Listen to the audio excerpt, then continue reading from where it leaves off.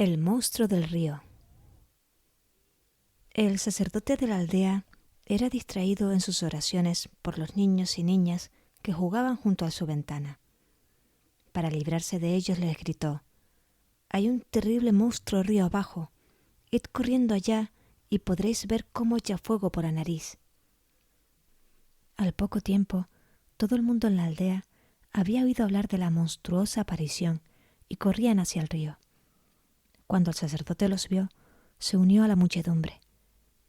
Mientras se dirigía resollando hacia el río, que se encontraba 4 millas más abajo, iba pensando: «La verdad es que yo he inventado la historia, pero ¿quién sabe si será cierta?».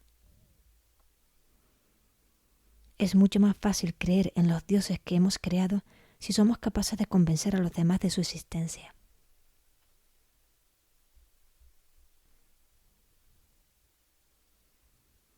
La flecha envenenada.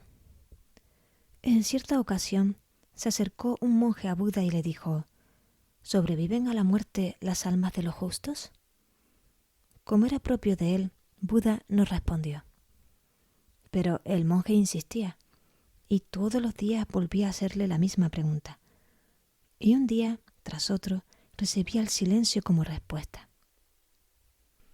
Hasta que no pudo soportarlo más, y amenazó con abandonar el monasterio si no le era respondida aquella pregunta de vital importancia para él.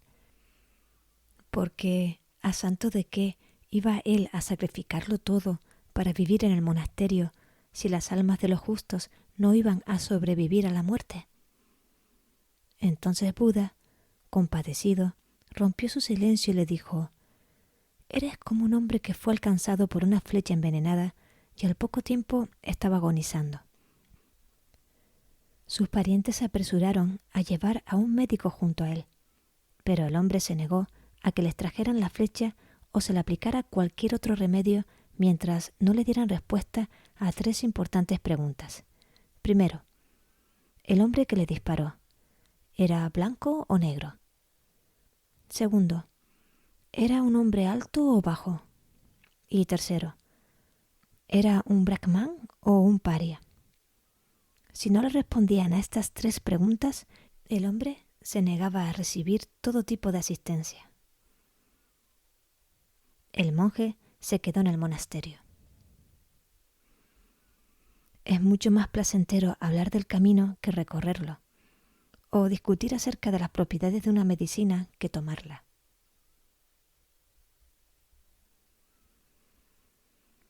El niño que no deja de llorar. Afirmaba aquella persona que en la práctica era atea.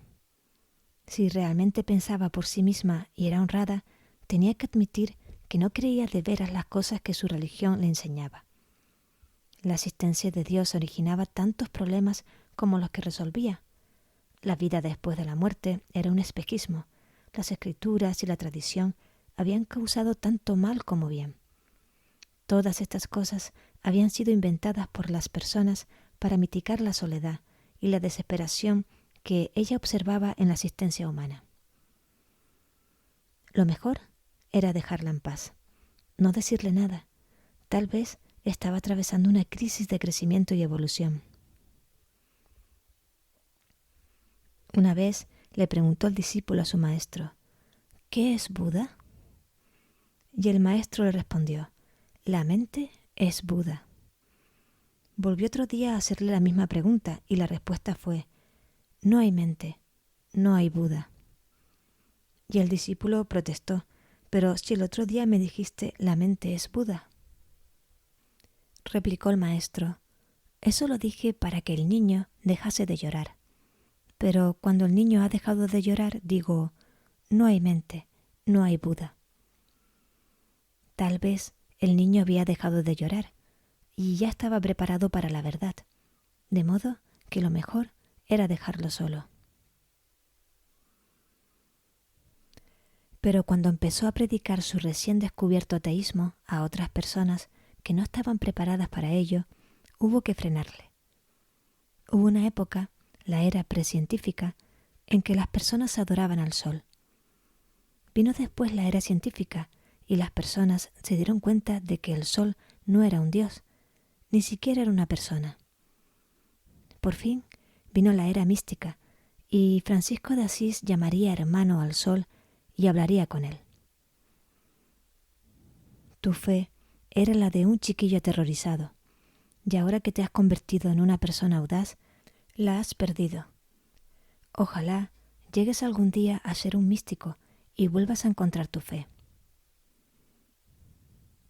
La fe no se pierde jamás por buscar sin miedo la verdad. Solo las creencias que expresan la fe se ven nubladas durante algún tiempo, pero, llegado el momento, se purifican.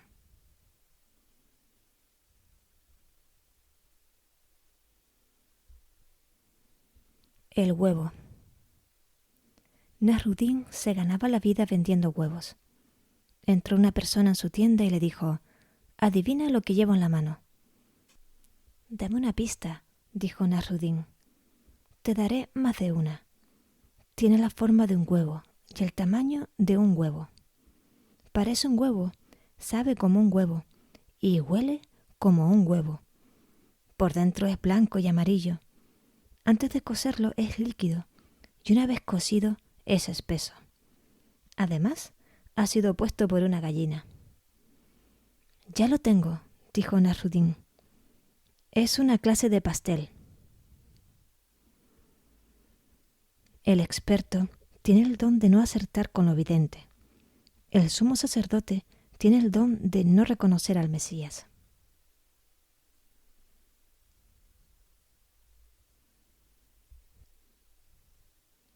Gritar para quedar a salvo, e incólume. Una vez llegó un profeta a una ciudad con el fin de convertir a sus habitantes. Al principio, la gente le escuchaba cuando hablaba, pero poco a poco se fueron apartando, hasta que no hubo nadie que escuchara las palabras del profeta. Cierto día, un viajante le dijo al profeta: «¿Por qué sigues predicando? ¿No ves que tu misión es imposible?». Y el profeta le respondió: «Al principio tenía la esperanza de poder cambiarlos, pero si ahora sigo gritando es únicamente para que no me cambien ellos a mí».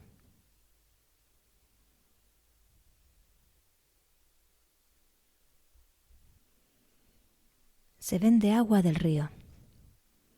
Aquel día, el sermón del maestro se redujo a una sola y enigmática sentencia. Se limitó a sonreír con ironía y a decir: «Todo lo que yo hago aquí es estar sentado en la orilla y vender agua del río». Y concluyó su sermón. El aguador había instalado su puesto a la orilla del río y acudían miles de personas a comprarle agua.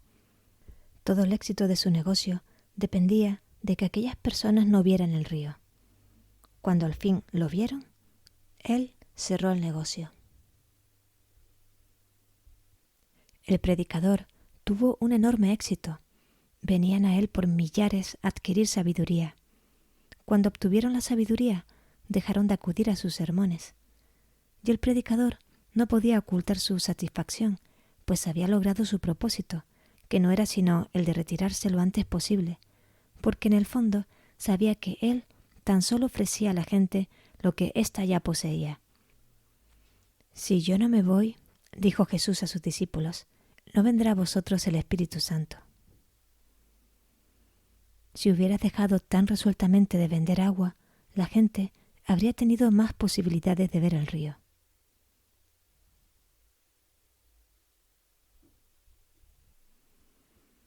La medalla. La persona se encuentra sola, perdida y llena de temores en medio de este vasto universo. La buena religión la hace audaz, la mala religión aumenta sus temores. Había una madre que no conseguía que su hijo pequeño dejara de jugar y regresara a casa antes del anochecer. De modo que, para asustarle, le dijo que el camino que llevaba a casa era frecuentado por unos espíritus que salían tan pronto como se ponía el sol. Desde aquel momento ya no tuvo problemas para hacer que el niño regresara a casa temprano. Pero cuando creció, el muchacho tenía tanto miedo a la oscuridad y a los espíritus que no había modo de sacarle de casa por la noche. Entonces su madre le dio una medalla y le convenció de que, mientras la llevara consigo, los espíritus no podían hacerle ningún mal en absoluto. Ahora el muchacho ya no tiene miedo alguno a adentrarse en la oscuridad fuertemente asido a su medalla. La mala religión refuerza su fe en la medalla. La buena religión le hace ver que no existen tan malos espíritus.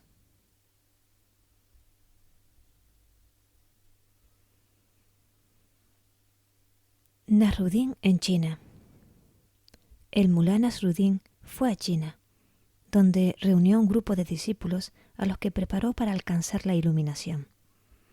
Pero tan pronto como lo consiguieron, los discípulos dejaron de asistir a sus clases. No es muy loable para un guía espiritual el que sus discípulos se sienten perennemente a sus pies. El gato del gurú.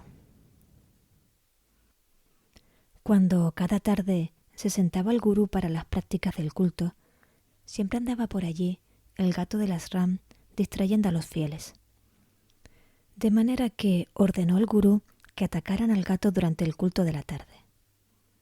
Mucho después de haber muerto el gurú, seguían atacando al gato durante el referido culto, y cuando el gato murió, llevaron otro gato al ashram para poder atarlo durante el culto vespertino. Siglos más tarde, los discípulos del gurú escribieron doctos tratados acerca del importante papel que desempeña el gato en la realización del culto como es debido.